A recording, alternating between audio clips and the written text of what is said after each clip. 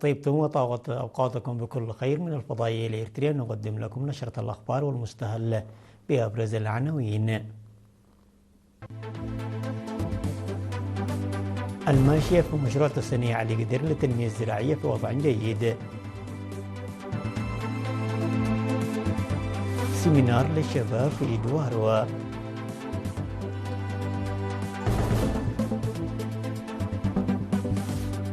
دعوة لاستخدام الزراعة بدون تربة لضمان توفير الأعلاف الخضراء.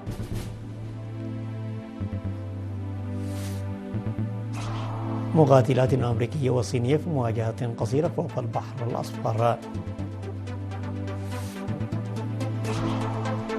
بريطانيا ترفض طلبا أمريكيا لاستخدام قواعدها لضرب إيران.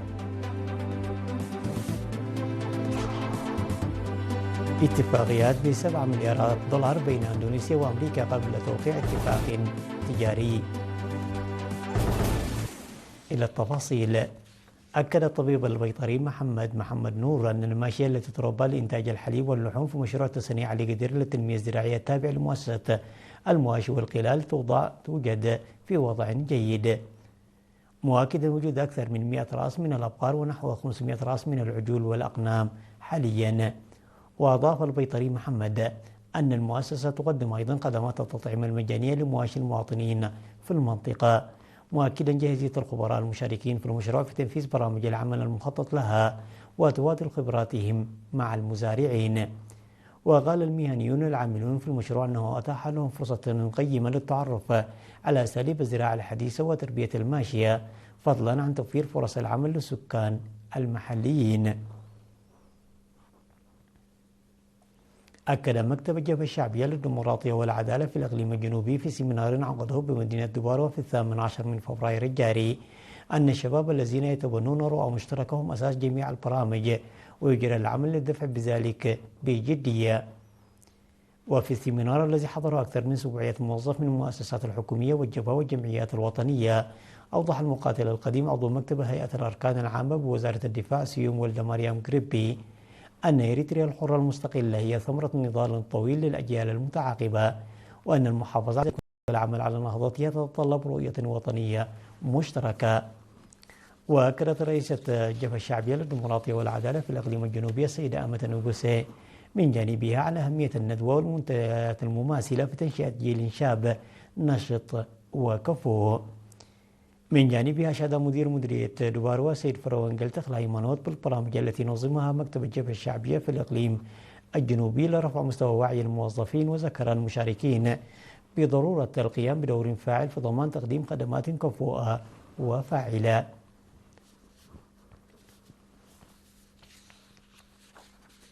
صرح خبير تربية المواشي في مديرية منفرة السيد محاري والبروخ أنه ينبغي على مربي الماشية المبادرة لاستخدام الزراعة بدون تربة لضمان توفير الأعلاف الخضراء. وأضاف أن الزراعة بدون تربة طريقة توفر الجهد واستهلاك المياه، وهي سهلة التحضير ويمكن تطبيقها في فترة وجيزة، كما أنها تساهم بشكل كبير في تلبية الطلب على الأعلاف الخضراء لمربي الأبقار الحلوب والدواجن. وأشار السيد محاري إلى مزارعة النموذجية تطبق الزراعة الأسرية المتكاملة في منطقة عد مونغوتي كمثال، وبما حصلت عليه من النصائح والإرشادات من المختصين بدأت بإنتاج العلف الأخضر من خلال الزراعة بدون تربة لتغذية دواجنها. وبفضل خبرتها تربي الآن أكثر من 100 دجاجة وبقرة حلوب في مزرعتها. وقالت خبيرة التربية للمواشي أنه باستخدام الزراعة بدون تربة يمكن الحصول على ما يصل إلى 7 كيلوغرامات من العلف الأخضر من كيلوغرام واحد من البذور. بلغت نسبة إنجاز بناء سد منطقة صلال بمديرية لوقعنسبة 80% بفضل مشاركة المواطنين والجيش الشعبي. وعرب المهندس تدروس محرتاب المشرف على المشروع عن ثقته في إتمام بناء السد قريبا نظرا للتنسيق والتفاني بين المشاركين في العمل.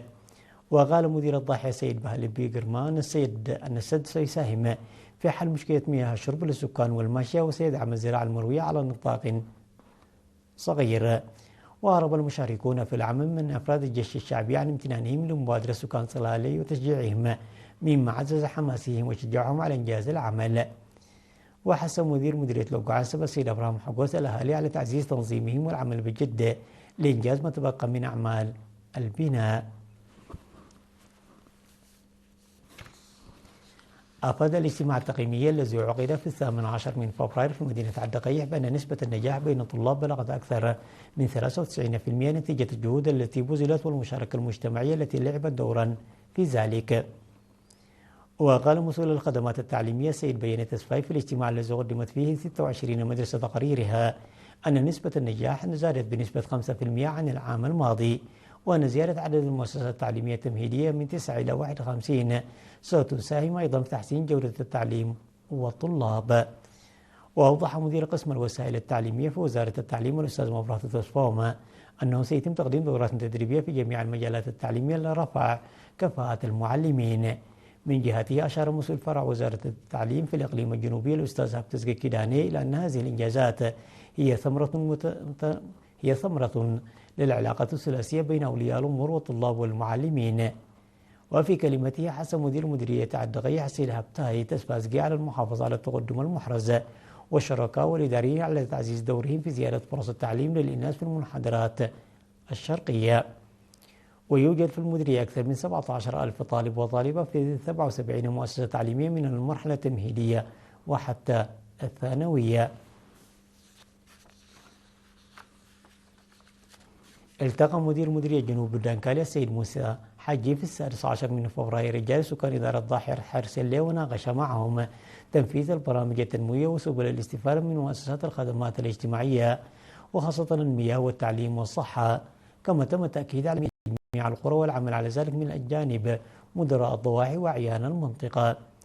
وأكد السيد موسى حجي على أهمية مشاركة الناس في التعليم وأن يعمل الجميع على الدفع بذلك وتعزيزه. من جهة ثانية بدأت شركة حارات للنقل لتقديم خدماتها في خط عصب حرسلة.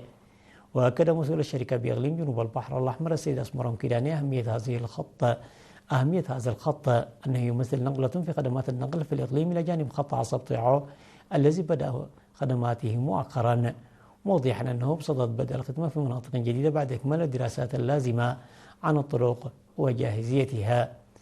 بدورهم أكد المواطنين أنهم بدأوا في تلقي الخدمات بأسعار مجزية بعد استجابة الشركة لطلباتهم. أوضح مكتب الاتحاد الوطني للمرأة في مديرية نقفة بأنه يعمل على توسيع مشاركة الإناث في العملية التعليمية في المديرية. وفي اللقاءات التي عقدتها مسؤولة فرع الاتحاد بالمديرية السيدة راية عثمان ومسؤول الخدمات الاجتماعية والاقتصادية بالمكتب المركزي للاتحاد السيد سلومون أسقدوم مع طالبات مدرسة صابرة الداخلية ومدرسة وين الفنية، أكد بأنه بالرغم من زيادة وعي المرأة حول أضرار التقاليد البالية إلا أن هنالك تدني في مشاركتها في التعليم مما يستدعي العمل على معالجة ذلك. وأضاف بأن تعليم الأم هو تعليم المجتمع، وتعمل مؤسسات الدولة ووزارة التعليم على الدفع بذلك وتعزيزه. توفي عضو المجلس المقدس للكنيسة الأرثوذكسية الإريترية ورئيس أساقفة بريشية الإقليم الأوسط أنيافة الأنبا بطرس اليوم 20 من فبراير عن عمر ناهز 86 عاما بعد صراع مع المرض. وبناء على ذلك ستقام مراسم العزاء الرسمية واستقبال المعزين اليوم الجمعة وغدا السبت في المقر المركزي لدار البطاركة. أما مراسم الدفن والقداس فستقام يوم الأحد الساعة 8 صباحا في كنيسة القديسة مريم بأسمرة في دير القديسة العذراء مريم بالدرسين عند منتصف النهار. الأنبا بطرس قضى 80 عاما من عمره في الخدمة الدينية وهو من الآباء الذين أفنوا حياتهم في العمل الكنيسي. ويعبر المجلس المقدس للكنيسة الأرثوذكسية التوحيدية الإريترية عن حزنه العميق لرحيل نيافة الأنبا بطرس. الأخبار العالمية بعد فاصل قصير، تفضلوا بالبقاء معنا.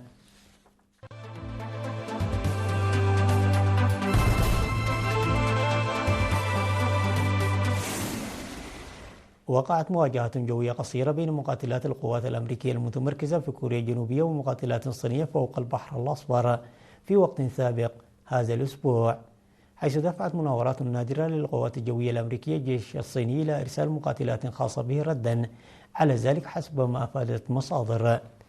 ووفقا لمصادر عسكرية أقلعت عدة طائرات F-16 تابعة للقوات الأمريكية في كوريا الجنوبية من قاعدة أوسان الجوية بمدينة بيونينغ نحو 60 كيلومترا جنوب سيول، وحلقت فوق المياه الدولية في البحر الأصفر وفقا لما أوردته وكالة أنباء يونهاب الكورية الجنوبية.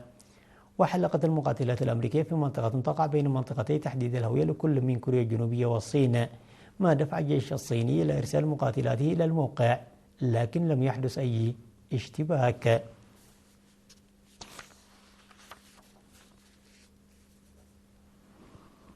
رفض رئيس الوزراء البريطاني كير ستارمر طلبا من الرئيس الأمريكي دونالد ترامب للسماح لطائرات واشنطن باستخدام القواعد البريطانية لمهاجمة إيران.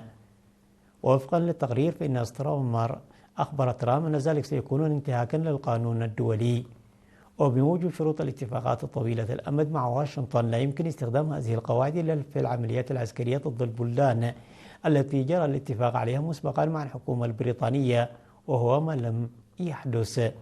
وأدت هذه الخطوة إلى تصدع في العلاقات بين الولايات المتحدة وبريطانيا، ودفع ترامب إلى سحب دعمه لصفقة ستارمر لتسليم جزر تشاغوس التي تضم قاعدة دياغو غارسيا إلى موريشيوس. وقعت شركات أندونيسية وأمريكية اتفاقيات تتجاوز قيمتها 7 مليارات دولار، وذلك قبل يوم واحد من توقيع الاتفاق التجاري النهائي بين البلدين. وجرى توقيع الاتفاقيات خلال مأدبة عشاء قامتها غرفة التجارة الأمريكية، وشملت مشتريات أندونيسية من الولايات المتحدة قدرها 1,000,000 طن متر من فول الصويا، و1.6 مليون طن من الذرة، و93,000 طن من القطن على فترات زمنية غير محددة، وفق ما مذكرة ومعلومات صادرة عن المجلس عبر موقعه الرسمي. وتضمنت الاتفاقيات مذكرة تفاهم بين مجموعة التعدين الأمريكية ووزارة الاستثمار الإندونيسية للتعاون في مجال المعادن الحيوية، إضافة إلى اتفاق بين شركة النفط الحكومية الأندونيسية بريتمين وشركة هالبرد للتعاون في مجال تعزيز استخلاص النفط من الحقول. وكانت أندونيسيا قد أعلنت في يوليو الماضي عن حزمة اتفاقيات تجارية مع الولايات المتحدة بقيمة 34 مليار دولار ضمن مفاوضات الرسوم الجمركية. أعطى الرئيس الروسي فلاديمير بوتين مباركته لزعيم مدغشقر الجديد خلال استقباله في الكرملين في إطار سعي روسيا لتوسيع نفوذها في إفريقيا. وقال العقيد مايكل لاندرين الرئيس المؤقت لمدغشقر منذ فرار الرئيس السابق في أكتوبر عقب اندلاع احتجاجات أنه يعول على الدعم الروسي في ظل مرور بلاد فترة عصيبة. وقال بوتين: أود أن أشير إلى وجود العديد من مجالات التعاون المهمة بيننا، بما في ذلك في الزراعة والاستكشاف الجيولوجي والطاقة والطب والرعاية الصحية والتعليم. وأوضح أن مدغشقر إلى جانب التعاون في القطاعات الاجتماعية والصحية والتعليمية مستعدة للتعاون الكامل في المجال العسكري. تذكير بأهم العناوين مرة أخرى. الماشية في مشروع تصنيع لقدر للتنمية الزراعية في وضع جيد. سيمينار للشباب في دواروا.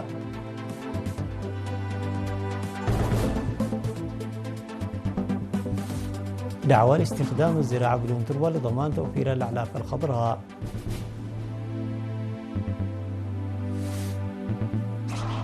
مقاتلات أمريكية وصينية في مواجهة قصيرة فوق البحر الأصفر.